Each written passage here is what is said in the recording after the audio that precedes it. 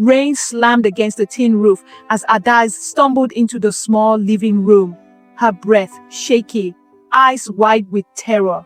"Mama, Mama, he's coming," she whispered, her tiny hands trembling as she clutched her mother's nightgown. Ngozi looked up from her laptop, irritated. "What's wrong again, Adaise?" It's late. Adaise's lips quivered, her eyes darting toward the corridor. "Papa said not to tell, but I'm scared." Ngozi sighed deeply, rubbing her temples. She was exhausted, juggling business meetings, invoices, and travel schedules. "Adaise, your father loves you. Stop making up stories. Go and sleep." The little girl froze, tears spilling silently. She wanted to scream, but the words felt trapped. She just nodded, walked slowly toward her room, and shut the door quietly. Behind that door, the world was different. Fear lived there. Silence lived there. Days turned into weeks. Each morning, Adaise walked to school with dark circles beneath her eyes. Teachers noticed her withdrawal, her drawings filled with strange shapes, a big shadow standing over a small figure. They called Ngozi in for a meeting.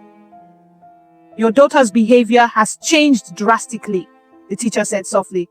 "She seems scared at home. Is everything all right?" Ngozi forced a polite smile. "Of course. My husband is the kindest man alive. Maybe she's just tired." When she got home that evening, she confronted her daughter. "Adaise, your teacher said you've been acting strange." "Why?" Adaise's lips trembled. "Mama! Papa!" Before she could finish, the sound of a car horn echoed outside. Kenneth was back. Adaise froze. Ngozi smiled faintly, relief washing over her. "Your father's home. Go greet him." The little girl's face drained of color. Kenneth walked in, tall, charming, still in his office suit. He wrapped his arms around his wife and kissed her cheek. "My queen," he said with a grin. "How's my princess doing?" Adaise's body stiffened. She forced a smile, whispering, "Good evening, Daddy." "Good girl," she said, ruffling her hair. Ngozi didn't see the way Adaise flinched. She didn't see the tears that gathered after Kenneth's hand left her head.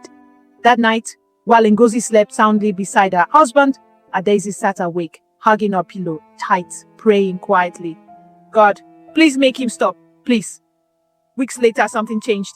Kenneth became more controlling, more cautious. He warned Adaise, "If you ever tell anyone, Mama will go away. They'll take her away because of you."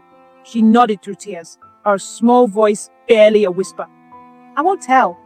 But silence doesn't last forever. One night, Ngozi returned home earlier than planned. She'd cancelled a trip after her car broke down. It was around midnight when she entered the house quietly, dropping her purse on the table. She heard muffled sounds from Adaise's room. Her heart skipped. She walked closer, confused. As she pushed open the door, what she saw froze her blood. "Jesus Christ!" she screamed. Kenneth spun around, horror spreading across his face. "Ngozi, it's not what you think." Adaise burst into tears, running toward her mother, clinging to her. "Mama! Mama, I told you!" Ngozi screamed, tore through the house. "Get away from her!" Kenneth stumbled backward, panicking. "Please, let me explain." "Explain what?" Ngozi's voice broke, trembling with fury. "You're a monster!" Neighbors heard the chaos. Lights flicked on around the compound. Kenneth grabbed his car keys and bolted through the back door before anyone could stop him. By the time the police arrived, he was gone.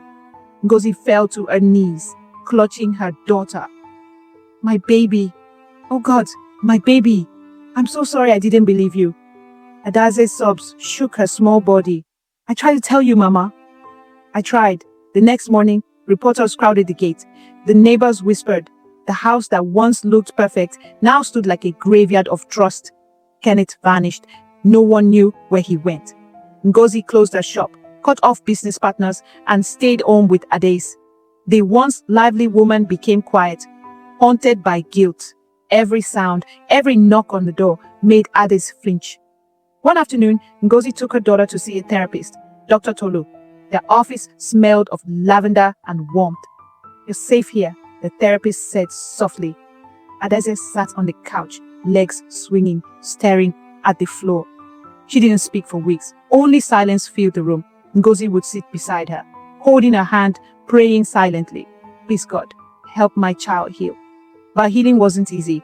At night, Adaise woke up screaming. She'd rushed to her mother's bed, crying uncontrollably. He's here! He's here! Ngozi held her close, whispering, he can't hurt you anymore. But in her heart, she wasn't sure she believed it.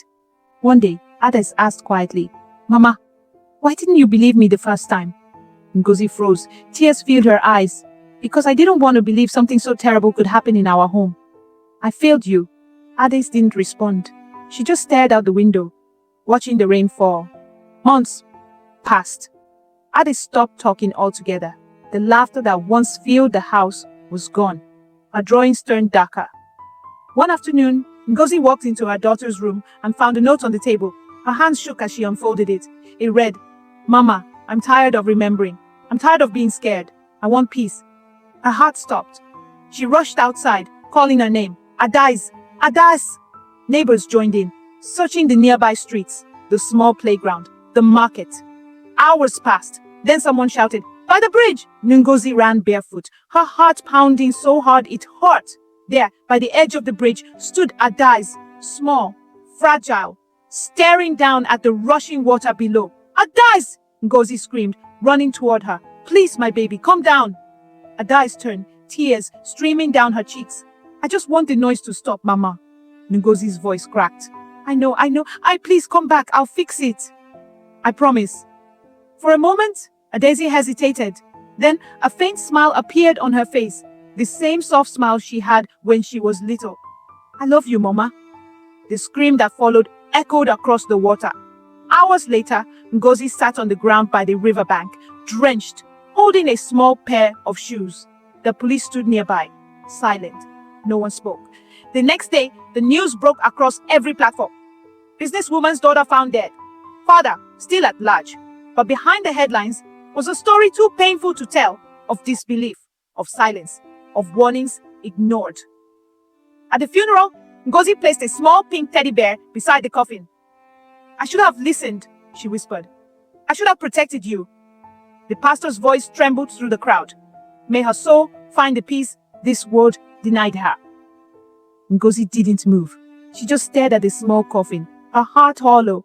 When the last person left, she whispered into the air, if you're watching this, if you have a child, listen. Believe them the first time. Don't wait until it's too late. Her voice cracked, tears spilling down her cheeks. Because no title, no business, no pride is worth your child's pain. If this story moved you, please share it. Someone needs to hear this. Subscribe, comment, and let's raise our voices for every child who wasn't heard in time.